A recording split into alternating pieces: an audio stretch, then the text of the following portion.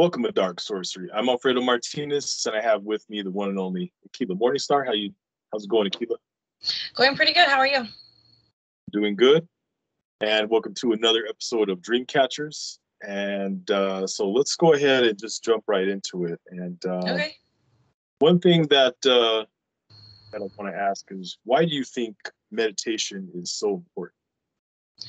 I think it's really important to have a sound and focused mind. We have like all this activity in our brains every day. And if you go into a ritual with that kind of activity, you're not going to be very successful. It's also good to meditate to know how to manifest and have a focused brain, but also because like meditation and rituals are huge. I often, go to certain places in my rituals. I've told you that before. And I feel like they create the intensity and the power out of it. So that's why I feel like meditation is important to do regularly. Even if you don't have time, even if it's just, like 5-10 minutes or anything. How about yourself? Yeah, I think it's important because it's there's so much distractions from this, from the outside world, and you're used to just hearing a TV that's on all the time, a diesel passing by, background noise of all kinds. And, when you go into ritual, when you go into temple, when you're about to go ahead and do a rite, it is good to be able to automatically switch to a certain state of mind. And meditation teaches you how to do that. It doesn't happen right away, but over time, I think that you're able to train yourself to focus, kind of block everything else out, kind of feel a little lighter, and go into a certain state of mind. I think that's very important for for magic and for what you're focusing on. I think Definitely. that yeah, definitely on that. Which element do you correspond with the most, and why? Fire. I use fire a lot in my rituals. Yeah, you'd say pretty much that the flame gets a reaction when you get a reaction out of the flame when you focus more on it. Yeah, definitely. Yeah, I definitely like to create my rituals around fire. What about yourself? With me, it's probably air. Now, don't get me wrong. Fire. I can. I focused on flames before and just made them, go really high and do other stuff. And I have had some good experience with fire, but with air, the thing with me is I constantly find myself, I like to daydream a lot. I like to just be in my head a lot. Me too. I'm constantly, yeah, Me you too. too. So I'm constantly, quote unquote, lying. You know what I mean? So, and plus, it was, when I work with the element of air, you know what I mean? That could have something to do with, me being able to flick candles, move them, candle flames easy when I focus on a flame. So for that reason, I think that that I mostly correspond with air. But it's good to I think it's good for witches to learn to work with each element, regardless of which one they correspond with.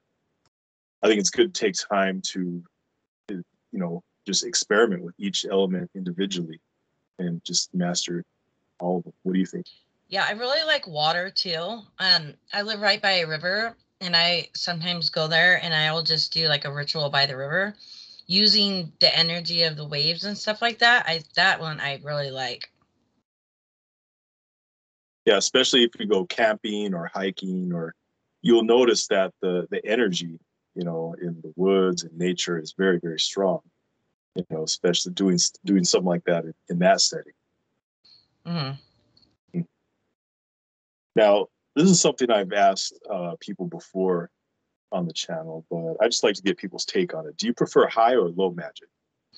I would say I like a mixture of both, but I do like high magic. But I think the lower magic is probably from my background. Mm-hmm. you know, so Yeah, that's kind of why I like to utilize both. It just depends on like how I'm feeling or what I'm trying to obtain. It's all, I think it's healthy in magic to kind of play around with both.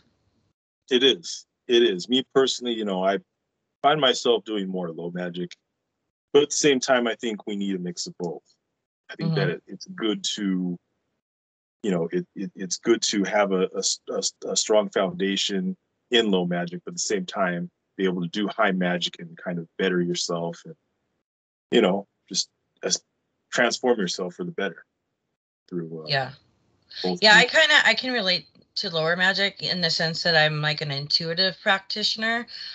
So that's why like, you know, I just kind of go with my own gut and intuition on what I need to do, you know, kind of like direction from my guardians or my ancestors or whatever. Yeah, because I've done magic with you before, and you seem to be more drawn towards low magic in your style. Yeah. Yeah, I've noticed that. Now, let's get to the subject of tarot. Do you find that the tarot is a reliable source of divination for you? I would say it's a good source for other people. I have decks, but for the love of me, I'm very analytical, and for some reason, when I try to do tarot, my brain will just shut down completely. Um, I honestly, I'd rather scry as a source of divination. I feel like I get better results. I also like to read the clouds and stuff like that. But I do use tarot like you know, in rituals and stuff like that. But as far as like trying to figure stuff out, for me, I feel like I already know the answer. So when I start reading the cards, it's kind of like just telling me what I already know. Yeah, when what you're describing is when you get to a certain point, you can just kind of you just know what you're being told, and I don't know Hmm. how to describe it, Yeah, but it just comes to you. You know it, you feel it, you know that that is the truth, even though nobody told you. It's just something that it's like if you have so many antennas up, you, a new one comes up that's able to pick up on another signal that you weren't able to before. That's the only way I can describe it. You hmm. Um, but So yeah, when I'm doing tarot, it's like, oh, okay, cool. Yep, that's exactly what I was picking up on. You know what I mean? It's kind of like if you absolutely are kind of like on the fence as to what you're picking up. I think for me, it's great to get like that, just another confirmation, but it's not like I get the cards and I'm like shocked, you know? yeah, yeah, it's I do find tarot successful, but at the same time, um, I can use sort of the same symbology with a number of things. Like take for instance, if I pay attention close enough and I'm reading a book, sometimes the characters in the story will represent um, things, settings in my life that will happen that day.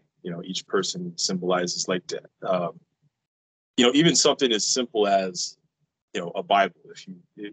I've had it before to where I could just pick up a Bible, start reading a chapter, and then what the way that the chapter played out by the end of the day, you know what I mean? Like, oh, well, that happened. You know what I mean? Like I've been That's able to predict interesting. the future. I've been able to predict the future by picking up and just reading certain things. But then That's again, really interesting. yeah. But then again, I could look into the imagery of the tarot.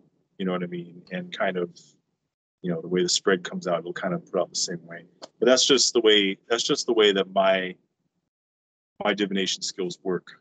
Sometimes, maybe that's why I'm so lost in thought a lot. I find myself daydreaming a lot. I don't know, but it's just something unique. Yeah.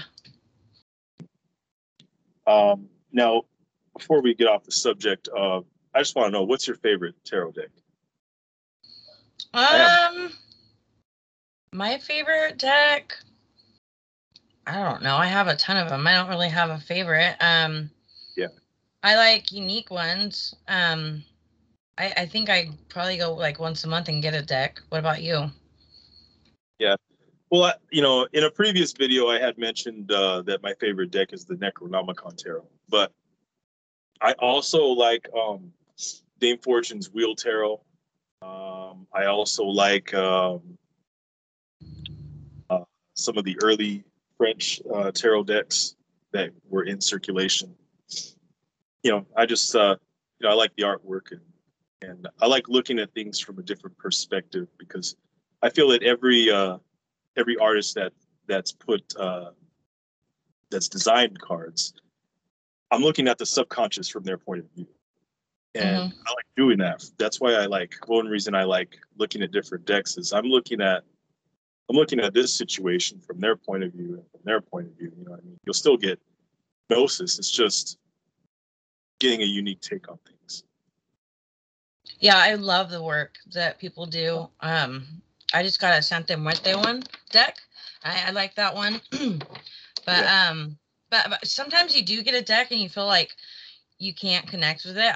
I was in I don't know what group I was in, but I had someone reach out. They're like, hey, I just got this Mother Goddess deck and I just cannot click with it, but I feel like I needed to give it to you, and they sent it to me.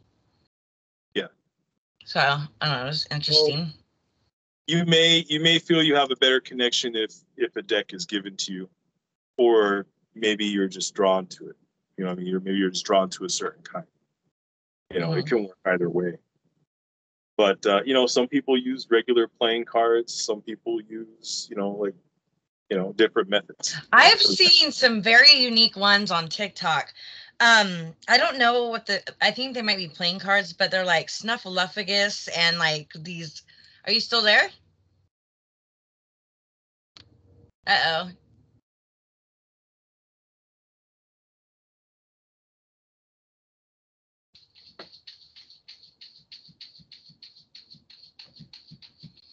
I can't see you. Are you there? Sorry, yeah, you kind of disappeared for a minute. We're back now. But anyway, you were saying that you saw some pretty interesting ones on TikTok. Oh yeah, so I've seen people do Uno cards, and I've seen like this like Snuffleupagus deck, and I was like, but they're like, I'm like, at first I'm like, this is a joke, right? But they're like dead serious, and I don't know, just it's really interesting some of the cards they use on TikTok. That is funny, yeah.